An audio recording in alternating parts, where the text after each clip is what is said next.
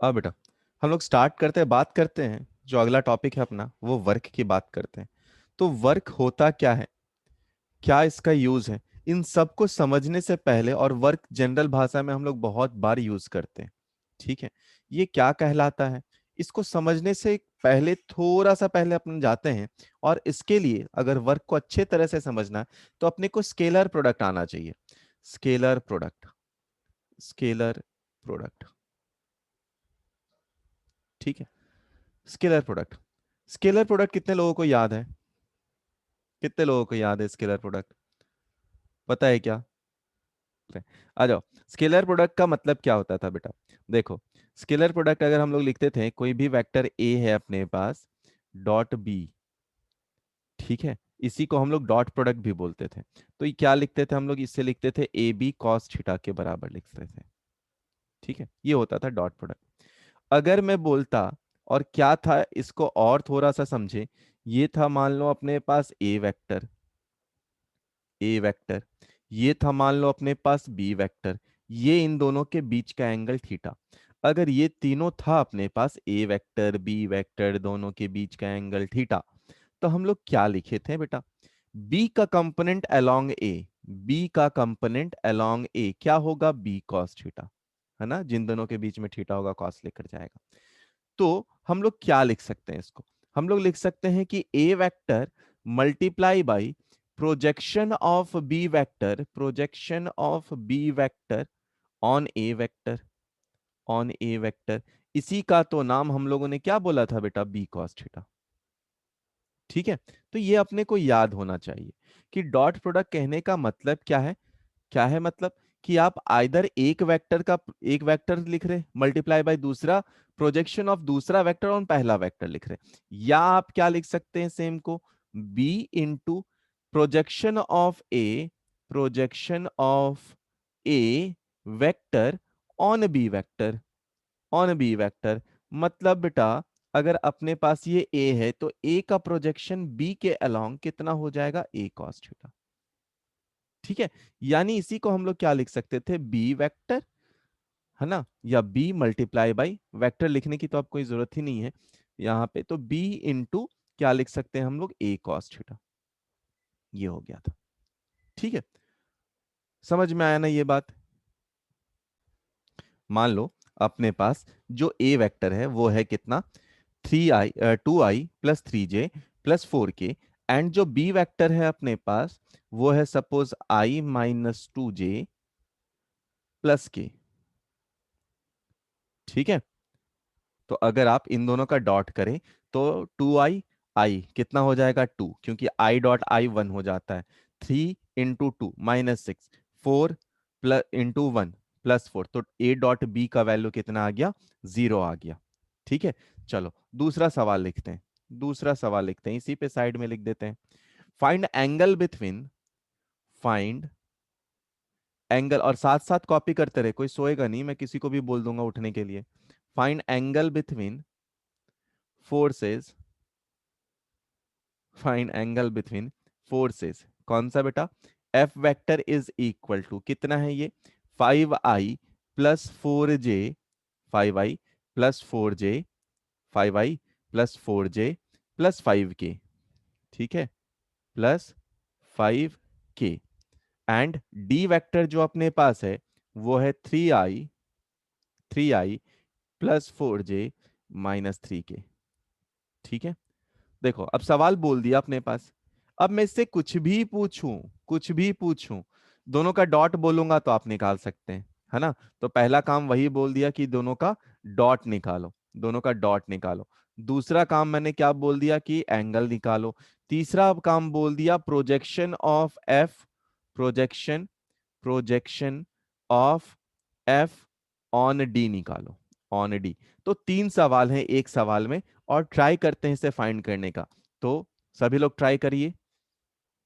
देख बेटा, पहला डॉट प्रोडक्ट, फर्स्ट अगर देखें डॉट प्रोडक्ट, तो डॉट प्रोडक्ट को निकालते हैं हम लोग। डॉट प्रोडक्ट कैसे निकलेगा, दोनों को मल्टीप्लाई करना स्टार्ट कर देते हैं, तो एफ डॉट डी निकाल रहे हैं हम लोग, दोनों का डॉट कर दो, तो 5 × 3 = 15, ठीक है। Yes sir. तो 15 ये आ गया, जी। +16 - 15, तो बिल्कुल ठीक 15। पहला आ जाएगा 16। ठीक है, दूसरा थीटा। तो अब देखो बेटा, यहां से हम लोग थीटा निकाल सकते हैं। ठीक है, तो कॉस थीटा को अगर आप निकालें तो कितना लिख सकते हैं, एफ डॉट डी। कितना लिख सकते हैं इसे, F dot D divided by mod of F into mod of D. तो एफ डॉट डी हम लोगों ने निकाल लिया अभी 16। अब एफ का मॉड निकालिए।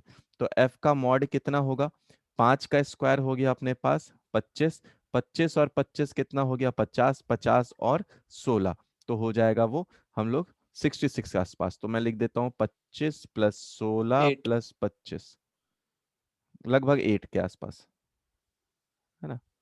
ठीक है, और डी का अगर आप मॉड लें तो डी का मॉड कितना आ जाएगा बेटा, 3 प्लस 16, तो 16 प्लस 9 कितना हो गया 25, और ये 34 आ जाएगा।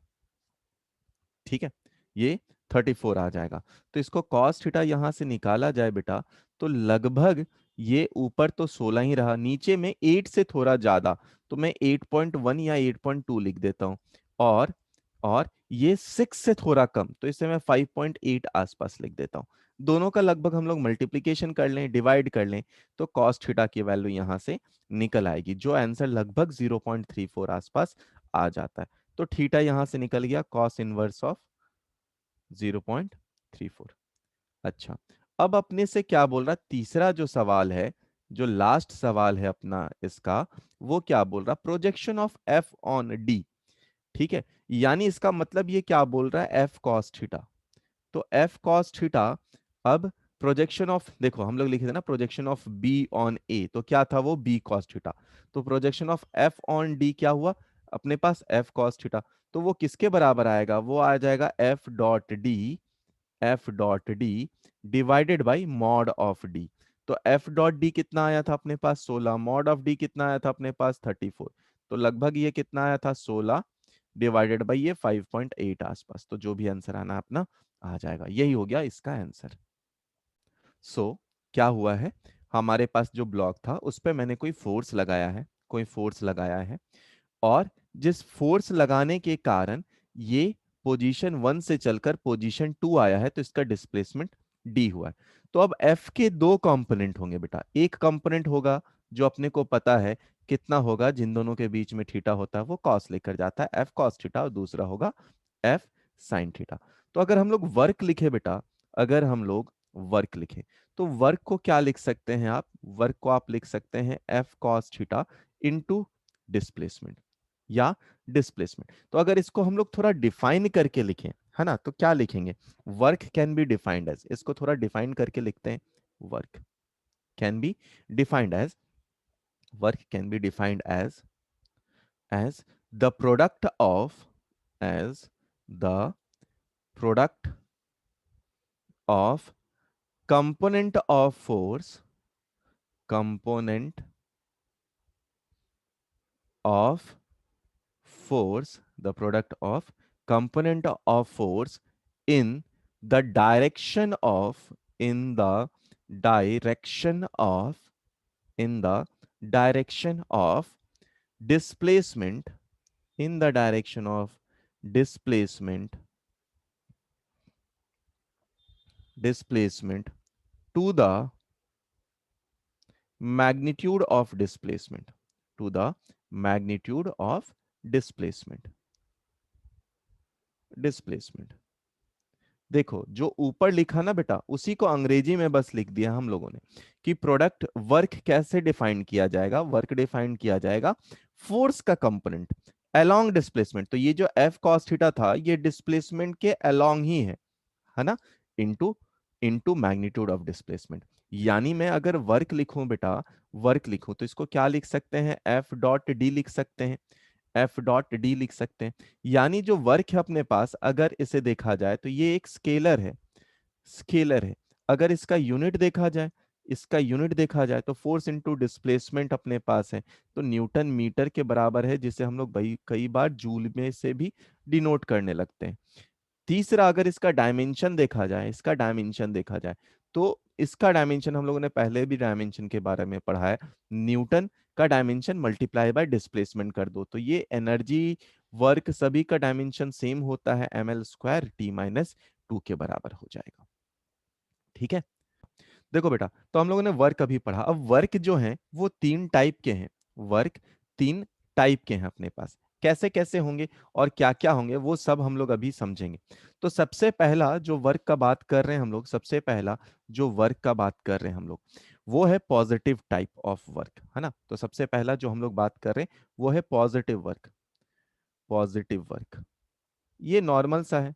पॉजिटिव वर्क ये हम लोग अपने दिनचर्या में बहुत देखते हैं। सपोज ऐसा है कि मैंने आपको बोला है कि इस बक्से को ढकेल कर आगे ले जाना है।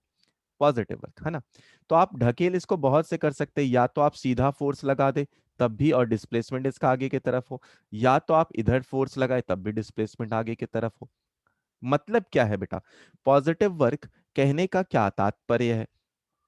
पॉजिटिव वर्क कहने का क्या तात्पर्य है कि जो वर्क है अपने पास वो क्या है, F cos theta into D के बराबर है। इंटू डी के बराबर। तो कॉस थीटा अपना पॉजिटिव कब रहेगा, 0 से 90 डिग्री, है ना। तो वर्क या पॉजिटिव वर्क अपने को कब मिलेगा, जब 0 से 90 डिग्री होगा। 0 से 90 डिग्री थीटा की वैल्यू। यानी आप और एग्जाम्पल लेना जाए तो बहुत सारे एग्जाम्पल है। जैसे जैसे किसी जैसे सपोज इसी फोन को अगर मैं यहां से पुश कर रहा हूं, है ना, तो ये आगे की तरफ देखो, आपको आगे की तरफ जाता हुआ दिखेगा, है ना, इसको आगे की तरफ। तो मैंने फोर्स लगाया आगे की तरफ, डिस्प्लेसमेंट भी हुआ आगे की तरफ। तो ये सब किस में आ जाएगा, पॉजिटिव वर्क में। आप घर जाने के लिए अगर ट्रॉली बैग ले रहे हो तो आप ट्रॉली को खींचते हो, है ना, आप ट्रॉली को खींचते हो, ये ट्रॉली का चक्का होता है, आप यहां से फोर्स लगाते हो, still that is a positive work. ठीक है। तो ये हो गया पॉजिटिव वर्क। पॉजिटिव वर्क कोई भी आप ऑब्जेक्ट को धक्का दे रहे। अच्छा, अब आते हैं जीरो वर्क कब होगा। जीरो वर्क कब होगा, तो चलो एग्जाम्पल आप लोग सोचो, जीरो वर्क कब होगा, है ना, जीरो वर्क कब होगा।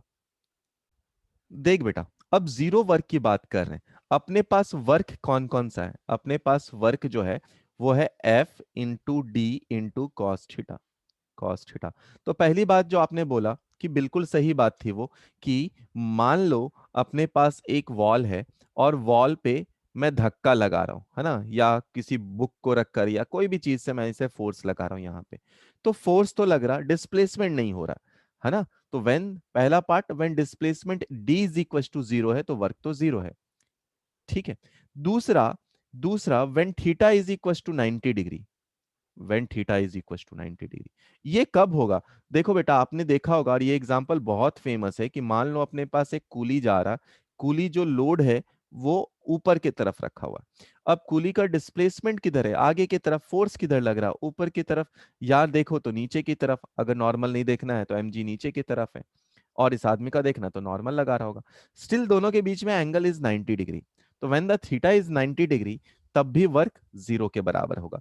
दूसरा दूसरा अगर आप सर्कुलर मोशन में बेटा देखें, सर्कुलर मोशन में देखें तो एक्सलरेशन अंदर की तरफ लग रहा है, मतलब फोर्स आगे अंदर की तरफ है, और डिस्प्लेसमेंट उसका ऊपर की तरफ है। डिस्प्लेसमेंट ऊपर की तरफ मतलब थीटा 90 डिग्री पे है दोनों की तरफ। तो थीटा अगर 90 डिग्री है तो वर्क डन जीरो है अपने पास। ठीक है। सही तीसरा, बोला सर। ठीक है, तो थीटा की वैल्यू 90 डिग्री है। समझ में आया। अब तीसरा है नेगेटिव वर्क। नेगेटिव वर्क, सोचो नेगेटिव वर्क कहाँ पे मिलेगा अपने को। नेगेटिव वर्क का बात सोचो। नेगेटिव वर्क सोचिए सभी लोग। देख बेटा, पहली बात जो आपने बोला और सही ही है, कि मान लो आप बॉल को फेंकते हो, जमीन से बॉल को फेंकते हो, है ना, हमेशा क्या होना चाहिए दोनों में, कि एफ फोर्स और डिस्प्लेसमेंट अपोजिट हो। दोनों अपोजिट हो, है ना, ये दोनों अपोजिट हो। तो अगर आप बॉल को फेंकते हो तो इस पे mg तो नीचे की तरफ लगेगा ना बेटा, mg नीचे की तरफ, बट इसका डिस्प्लेसमेंट ऊपर की तरफ हो रहा है ना। तो ये नेगेटिव वर्क है। जब आप बॉल को फेंकते हो बॉल गिर नहीं रहा, आप फेंके हो, तब लग रहा नेगेटिव वर्क। बिल्कुल ठीक बात, है ना। दूसरा दूसरा मान लो आप किसी बक्से को या कार को, किसी चीज को धक्का दे रहे हो, तो मान लो किसी बक्से को आप धक्का दे रहे, तो वहां पर फ्रिक्शन भी होगा। तो फ्रिक्शन पीछे की तरफ लग रहा है बट डिस्प्लेसमेंट इसका आगे की तरफ हो रहा है, स्टिल ये भी क्या है, नेगेटिव वर्क। ठीक है। तीसरा एक और एग्जाम्पल देखा होगा आपने। मान लो आप किसी रेलवे स्टेशन से आ रहे हैं, रेलवे स्टेशन जहां पे वो स्लिपरी वाला बना हुआ है। तो यहां पर देखना, आप जब आप अपने ट्रॉली को नीचे लेकर आते रहते हैं तो आप पीछे की तरफ उसे खींचते हैं, उसको आप पीछे की तरफ फोर्स लगाते हैं, है ना।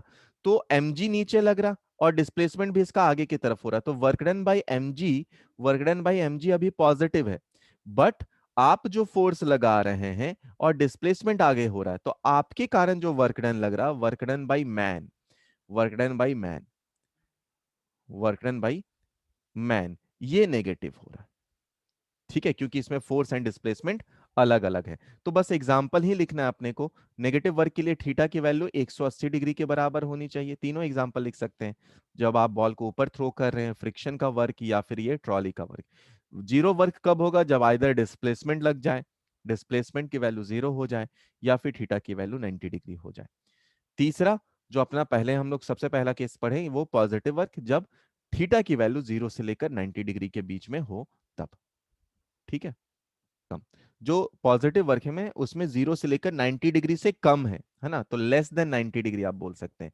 थीटा की वैल्यू 0 से लेकर, थीटा की वैल्यू 0 से लेकर 90 डिग्री। और नेगेटिव वर्क में भी थीटा की वैल्यू 90 डिग्री से ज्यादा और 180 से कम, है ना। जो थीटा की वैल्यू है वो 90 डिग्री से ज्यादा और 180 से कम, या 180 तक। ठीक है। तो कई बार आपसे पूछा जाएगा relation between SI and CGS unit. तो इसके सीजीएस यूनिट वर्क की क्या होती है? वो अर्ग होती है। और 1 जूल इज इक्वल टू कितना होता है, ये हम लोग पहले भी पढ़ चुके हैं। अगर नहीं पता तो वापस से लिख लो, 10⁻⁷ अर्ग के बराबर होता है। अगर चाहो तो आप इसको डिराइव भी कर सकते हैं। जूल अपने पास क्या है? KG into metre square into second का पावर -2। ठीक है, तो इसको आप सीजीएस में जब कन्वर्ट करेंगे तो 10⁻³ इंटू 10⁻² का होल स्क्वायर सेंटीमीटर स्क्वायर, और ये सेकंड का पावर -2, तो वो उतना ही आ जाएगा, सेम आ जाएगा। ठीक है। एक और वर्क की यूनिट होती है जिसे आप इलेक्ट्रॉन वोल्ट में यूज करते हैं। ऑल्दो इस चैप्टर में हम लोग कम करेंगे, बट इलेक्ट्रॉन वोल्ट में भी वर्क को यूज किया जाता है। ठीक है, तो 1 इलेक्ट्रॉन वोल्ट किसके बराबर होता है? ये होता है 1.6 इंटू 10⁻⁻19, जो कि चार्ज ऑफ इलेक्ट्रॉन होता है, इंटू जूल। तो 1 इलेक्ट्रॉन वोल्ट कितने के बराबर होता है? ये बराबर होता है 1.6 इंटू 10⁻⁻19 जूल के बराबर होता है। ठीक है, अब ये कॉपी कर लीजिए, फिर हम लोग लिखते हैं आगे काइनेटिक एनर्जी। तो कॉपी कर लीजिए इसे। आइए बेटा, काइनेटिक एनर्जी क्या होता है? अगर हम लोग इसको इक्वेशन के रूप में समझें तो अपने को पता है कि kinetic energy is equal to कितना होता है? Half M we square. ये kinetic energy is equal to अपने को पता है। अगर ये भी क्या है? स्केलर क्वांटिटी है, same as work, scalar quantity है। तो अगर इसका डेफिनेशन लिखा जाए तो क्या होगा बेटा?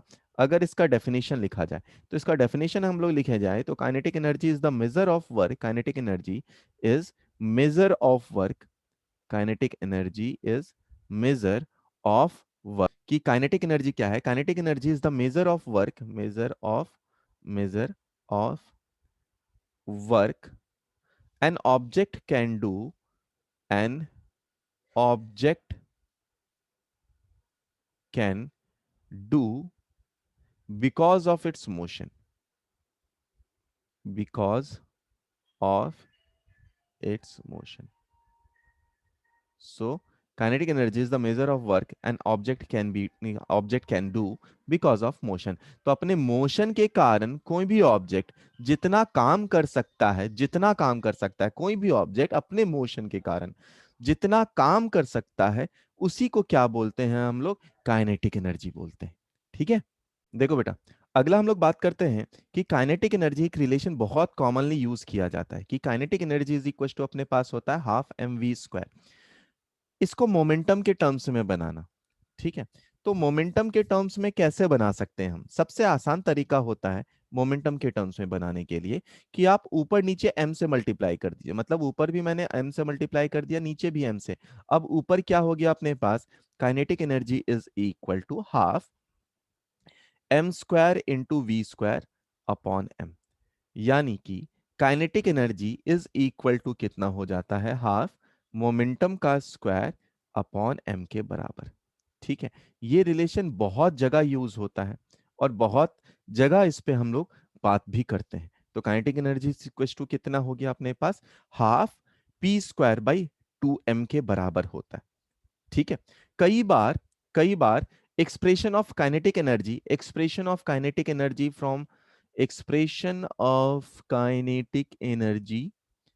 फ्रॉम कैलकुलस भी पूछते हैं, फ्रॉम कैलकुलस। ठीक है, ये भी पूछा जाता है कई बार कि एक्सप्रेशन ऑफ काइनेटिक एनर्जी बताइए फ्रॉम कैलकुलस। अब देखो बेटा, अपने को वर्क डन क्या पता था, वर्क डन क्या पता था, वो पता था F इंटू डी एस या एक्स, dx लिख देता हूं मैं, इंटू कॉस थीटा या कॉस जीरो, तो मैं कॉस जीरो की वैल्यू 1 ले ही लेता हूं। अब वर्क डन को आप क्या लिख सकते हैं बेटा, वर्क डन को आप क्या लिख सकते हैं, इसको लिख सकते हैं हम लोग मास इंटू एक्सेलरेशन, और एक्सेलरेशन क्या है अपने पास, dv बाई dt, और यहां पर है dx।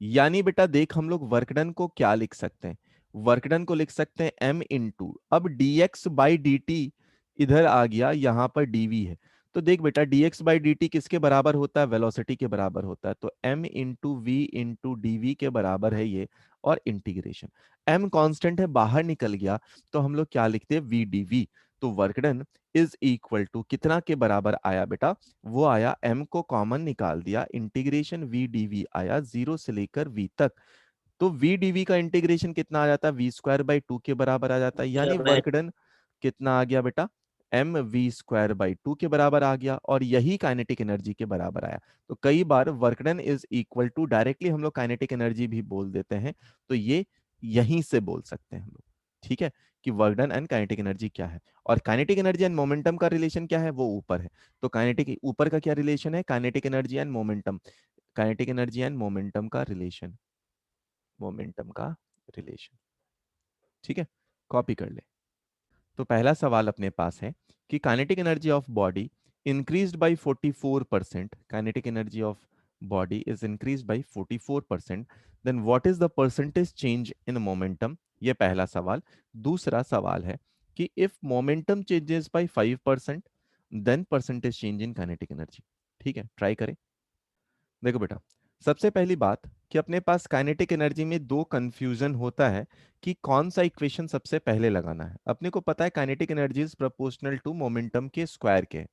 अब देख बेटा, हमेशा याद रखना, अगर एरर या चेंज लेस देन 10% हो, लेस देन 10% हो, 10%, तो आप एरर एनालिसिस लगा सकते हैं, एरर एनालिसिस लगा सकते हैं, ठीक है, एनालिसिस लगा सकते हैं। लेकिन अगर, मतलब क्या है, डेल्टा के बाई के, एरर एनालिसिस के लिए हम लोग क्या लिख सकते हैं, 2 times of delta P by P. ये कब लगा सकते हैं, जब 10% से कम हो, यहाँ पे तो 44% है, तो नहीं लगा सकते। दूसरा क्या तरीका है, जो पहले भी हम लोग बात कर चुके हैं, कि अगर K1 को K ले लिया, K2 को K ले ली, K2 रखा, P1 को P रखा है मैंने, तो P2 को कितना रखूंगा, P2 को रखूंगा बेटा P प्लस 44% ऑफ P। इसको और कैसे लिख सकते हैं, P आप कॉमन ले लिए, 1 + 44 डिवाइडेड बाई 100 के बराबर लिख सकते हैं, यानी आप P2 को लिख सकते हैं क्या, P इंटू 1.44 लिख सकते हैं। यानी कि बेटा इस चीज को हम लोग थोड़ा और सिंप्लीफाई करें और लिखना स्टार्ट करते हैं। अब K2/K इज इक्वल टू, हम लोग क्या लिख सकते हैं, हम लोग क्या लिख सकते हैं, है ना, मोमेंटम कितने से इंक्रीज हो गया, पहली बात वो अपने को दिमाग में रखना है, कितने से इंक्रीज हो गया। यहाँ पे सॉरी, मोमेंटम नहीं, काइनेटिक एनर्जी चेंज हुआ ना, काइनेटिक एनर्जी, तो ये K2 ले लेते हैं, सॉरी सॉरी सॉरी सॉरी, ये K2 ले लेते हैं, काइनेटिक एनर्जी चेंज हुआ, P1 को P लिख लिया, तो P2 इज इक्वल टू अपने को निकालना है, ठीक है, K2 इज इक्वल टू, ये K2 है बेटा, K2 है, काइनेटिक एनर्जी हुआ था, कोई बात नहीं। तो अपने पास K2/K1 इज इक्वल टू क्या है, P2 का स्क्वायर बाई P1 का स्क्वायर के बराबर है। K2 की वैल्यू कितनी है बेटा, तो K2 की वैल्यू है K टाइम्स ऑफ 1.44 है ना, काइनेटिक एनर्जी इंक्रीज हुआ था, divided by K is equal to P2 का स्क्वायर बाई P1, या P लिख देते हैं, तो के कैंसल आउट हो गया। अगर हम लोग अंडर रूट ले ले, तो 1.44 का अंडर रूट कितना होता है बेटा, 1.2 times of P2 upon P, यानी कि बेटा P2 कितना आया है, 1.2 टाइम्स ऑफ P आया है। यहां से अगर परसेंटेज आप एरर निकालना चाहें या परसेंटेज चेंज निकाले, तो P2 की वैल्यू क्या लिख सकते हैं हम लोग, P प्लस 20%, यानी 20/100, 20% ऑफ P, यानी कि परसेंटेज चेंज इन मोमेंटम कितना हुआ है, तो फाइनल आंसर इज 20% से चेंज हुआ है। ये अपने पास फाइनल आंसर हो गया, ठीक है। अब बेटा इसमें क्या लिखा है, मोमेंटम चेंज अगर 5% से हो रहा है, तो देख बेटा अभी क्या बताया था कि अगर 10% से चेंज हो कम तो एनालिसिस लगा दो। तो काइनेटिक एनर्जी कितने से होगा, kinetic energy is directly proportional to P square. तो हम लोग क्या लिख सकते हैं, delta K by K is equal to 2 times of delta P by P, लिख सकते हैं हम लोग। तो डेल्टा के बाई के कितना होगा, इसी को हम लोग परसेंटेज में लिख रहे हैं, तो delta K by K is equal to 2 times of, ये है 5% के बराबर, ये है 5% के बराबर। तो काइनेटिक एनर्जी में कितने से चेंज होगा, 10% के बराबर। तो ये अपना आंसर हो गया। ठीक है, stopping distance. So next concept is stopping distance. Stopping distance, ये कंसेप्ट हम लोग यूज करते हैं काइनेमैटिक्स में भी थोड़ा सा, और वहां पर भी मैंने आपको बताया था ये बात कि मान लो अपने पास एक रोड है और इस रोड पे कोई कार है, कोई कार है जो कि चल रहा है, इस रोड पे कोई भी कार है जो चल रहा है, या कोई ब्लॉक है जिसकी कुछ वेलोसिटी, आपने ब्रेक दबाया, ब्रेक दबाया तो क्या हुआ, फ्रिक्शन जनरेट हुआ और ये यहाँ पर आकर इसकी वेलोसिटी जीरो हो गई है। यहाँ से यहाँ तक ये जो डिस्टेंस कवर करा है ये है एस, और यही है स्टॉपिंग डिस्टेंस। तो हम लोग क्या लिख सकते हैं बेटा, हम लोग लिख सकते हैं V square is equal to retardation या ट्वाइस ए एक्स, और ए की जगह पे क्या लिख सकते हैं, क्योंकि फ्रिक्शन यहाँ पर आया है तो ए की जगह पे म्यू इंटू जी लिख सकते हैं। यानी कि बेटा, यानी कि हम लोग लिख सकते हैं V square is equal to twice into mu into G into S के बराबर लिख सकते हैं। यानी स्टॉपिंग डिस्टेंस कितना आया, v square upon twice mu g के बराबर आया, ये अपने पास स्टॉपिंग डिस्टेंस आया। अगर मैं ऊपर नीचे मल्टीप्लाई कर दूं जरा सा, है ना, तो ऊपर नीचे हाफ एम वी स्क्वायर से मल्टीप्लाई कर दूं, यहां पर क्या लिख दूं, ट्वाइस, है ना, 1/2 एम से मल्टीप्लाई इधर भी कर दिया म्यू इंटू जी। तो ऊपर क्या आया बेटा, stopping distance is equal to क्या आया, kinetic energy divided by retarding force के बराबर आया। Kinetic energy is equal to retarding force के बराबर आया। ठीक है, अब इसी में कई बार छोटे छोटे केसेस आ जाते हैं। सबसे पहला केस, सबसे पहला केस अपने पास आता है, यानी कि आप, चलो इसको थोड़ा आगे बढ़ा देते हैं, फोर्स इंटू डिस्प्लेसमेंट एक्स लिख सकते हैं, लिख सकते हैं हम लोग यहाँ पे। मान लो सबसे पहला केस बोला गया कि we apply the same force, we apply the same force, same force आप अप्लाई कर रहे हैं किस पे, दो ऑब्जेक्ट पे, टू ऑब्जेक्ट पे, है ना। तो स्टॉपिंग डिस्टेंस कितना होगा, तो अपने को पता है क्या कि F into X is equal to kinetic energy, F into X is equal to kinetic energy है। यानी कि बेटा फोर्स आपने सेम लगाया F into X one divided by F into X two, यानी कि, यानी कि हम लोग यहां पर और क्या लिख सकते हैं, ये है kinetic energy one upon kinetic energy two. यानी कि आप एफ एफ को कैंसिल आउट कर दो तो कितना बच जाएगा, x one by x two is equal to k one by k two. अगर फोर्स यहां पर कांस्टेंट है बेटा, तो अपने पास क्या होता है कि force into time one divided by force upon time two is equal to P1 upon P2। ये क्या लिख दिया सर आपने, ये क्या लिख दिया आपने, देख बेटा अपने पास क्या होता है, force is equal to momentum into time के बराबर होता है, बस उसी चीज को यहां पर लिख दिया हम लोगों ने। ठीक है, अब और हम लोग अगर थोड़ा सिंप्लीफाई कर लें, हम लोग और सिंप्लीफाई कर दें, तो दोनों चीज में कुछ कुछ आ सकता है। मान लो, मान लो सेकेंड केस में ऐसा बोल दिया गया, मान लो सेकेंड केस में ऐसा बोल दिया गया अपने पास कि मोमेंटम को सेम कर देना है।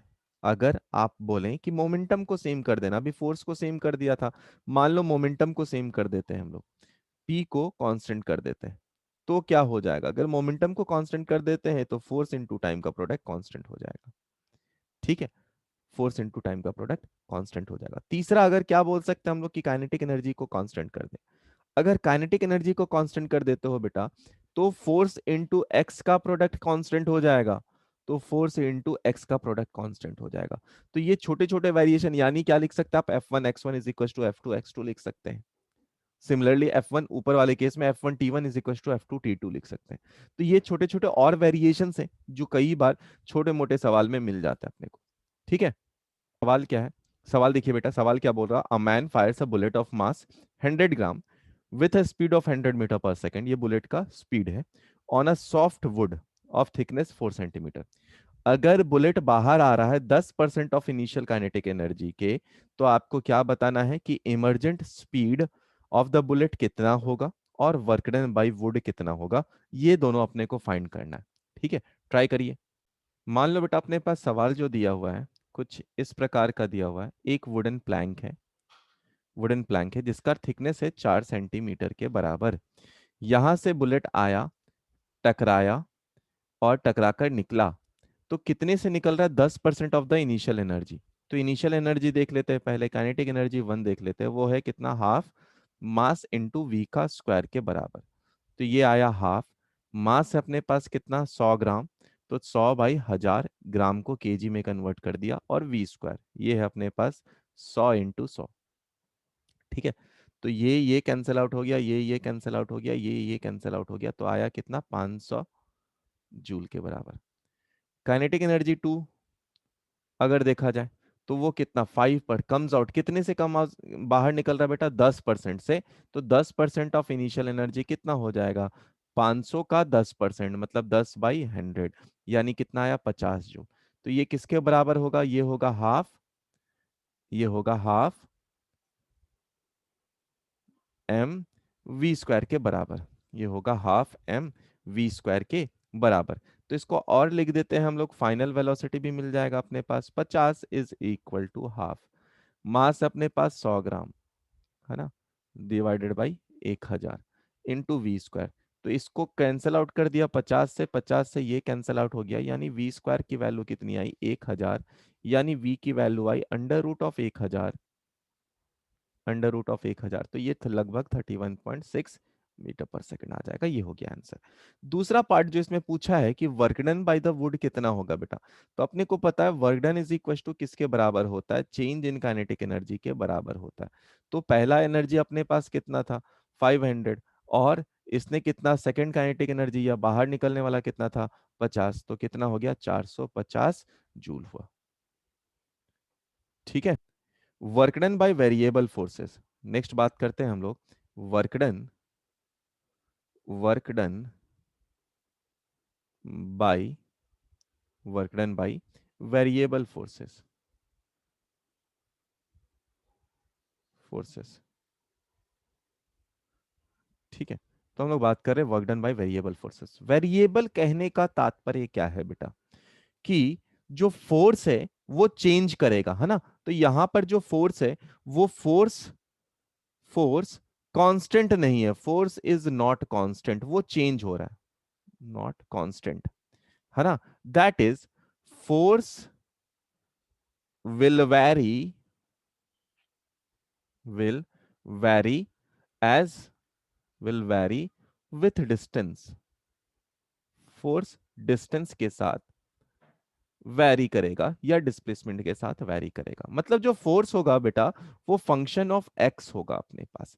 यानी अभी हम लोग जो डी डब्ल्यू लिखेंगे, डी डब्ल्यू लिखेंगे, वो क्या है? एफ डॉट डी एक्स के बराबर होगा, एफ डॉट डी एक्स के बराबर होगा। इसका मतलब क्या है बेटा? कि इफ, इसका मतलब, ये मतलब को समझना बहुत जरूरी है। If graph of, if graph of force and displacement is given, if graph of force and displacement is given, if graph of force and displacement is given, then area between the curve, then area between curve will give, area between the curve will give work done, work done। ठीक है, next चीज is, next thing is कि if D W by D x, force को आप ये भी लिख सकते हो, if, if graph of, if graph of kinetic energy or work done with displacement is given, with displacement is given, given, then rate of change of, then rate of change of kinetic energy with respect to x, या then slope will give, slope will give force. ठीक है, तो इस curve का slope जो है अपने पास वो देगा क्या, वो देगा अपने को फोर्स देगा। ठीक है, समझ में आया? यानी बेटा अगर हम लोगों ने क्या कर दिया, ये डिस्प्लेसमेंट एक्स दे दिया, ये फोर्स दे दिया, तो अगर कोई ऐसा कर्व है तो एरिया अंडर द कर्व ये क्या दे देगा अपने पास, यही देगा हमें वर्क डन के बराबर। ये कहना चाह रहा है यहां पर। समझ में आया ना? इस क्वेश्चन को करो बेटा। ठीक है, इस क्वेश्चन को करने का ट्राई करो। क्वेश्चन में बोल रहा है गार्डनर है जो कि एक लॉन रोलर को पुश कर रहा है सरफेस पे, ये 150 न्यूटन का फोर्स अप्लाई कर रहा। ठीक है, ओवर सम डिस्टेंस, कितना डिस्टेंस है दे रखा अपने पास। ही applied force reduces linearly to 75 newton. अब यहां से 5 मीटर जैसे ही इसने फोर्स अप्लाई करा, इसके बाद ये फोर्स लीनियरली डिक्रीज करने लगा है, ये फोर्स लीनियरली डिक्रीज करने लगा 75 न्यूटन से, और 10 मीटर तक जाता है टोटल, मतलब पहले 5 मीटर फिर 5 मीटर तक जाता है, तो यहां से यहां तक का डिस्टेंस भी 5 मीटर ही है। Plot the force and gardener दिया है, और work done by the two forces. अब यहाँ पर बोल रहा फ्रिक्शन फोर्स भी एक्ट हो रहा है, तो फ्रिक्शन फोर्स कॉन्स्टेंटली एक्ट हो रहा है कितना, -75 न्यूटन। तो अपने को work done by the two forces निकालने। तो देख बेटा, अभी अभी हम लोगों ने पढ़ा work done by the force क्या होता है, एरिया अंडर कर्व। तो अगर आदमी का देखा जाए तो टोटल फोर्स पहला वाला एरिया ये है, तो ये कितना है 150 इंटू 5 के बराबर। दूसरा एरिया क्या है 5 इंटू 10 के बराबर, नीचे वाला छोटा पार्ट, है ना? Sorry sorry sorry sorry sorry, ये है 5 इंटू 75। और तीसरा वाला जो एरिया है अपने पास वो है हाफ इंटू 5 इंटू 75। ठीक है, तो ये हो गया क्या, पॉजिटिव एरिया। नेगेटिव एरिया कितना है अपने पास, -75 इंटू 10 के बराबर। ठीक है, तो टोटल पॉजिटिव एरिया या पॉजिटिव वर्क अगर निकालना जाए तो वो कितना लिख सकते हैं हम लोग, वो लिख सकते हैं 150 into 5 plus 5 into 75 plus half into 5 into 75। तो ये पूरा कर दें हम लोग, ये पूरा वर्कडन निकाल लें, तो ये पूरा वर्कडन अगर हम लोग निकालें तो ये लगभग लगभग देखा जाए कितना आ जाएगा, जल्दी से निकाल लें, तो ये लगभग शायद 1300 समथिंग आ जाएगा, 1312 आसपास आ जाएगा ये। ठीक है, सिंप्लीफाई करके देख लेना, आ जाएगा। अब अगर हम लोग बात करें कि नेगेटिव वर्क कितना हुआ है, तो नेगेटिव वर्क अगर देखा जाए तो वो 750 न्यूटन के बराबर हुआ है। तो इसको आप सिंप्लीफाई कर लेना, आई गेस ये इतना ही आएगा। क्रॉस वेरीफाई जल्दी से कर लीजिए, क्रॉस वेरीफाई जल्दी से आंसर कर लीजिए, देखिए कि इतना आंसर आ रहा है कि नहीं आ रहा। 150 into 5 plus 5 into 75 plus 2.5 into 75। ठीक है, तो लगभग 13-12 के आसपास वो आ जाएगा, ये हो जाएगा अपना आंसर।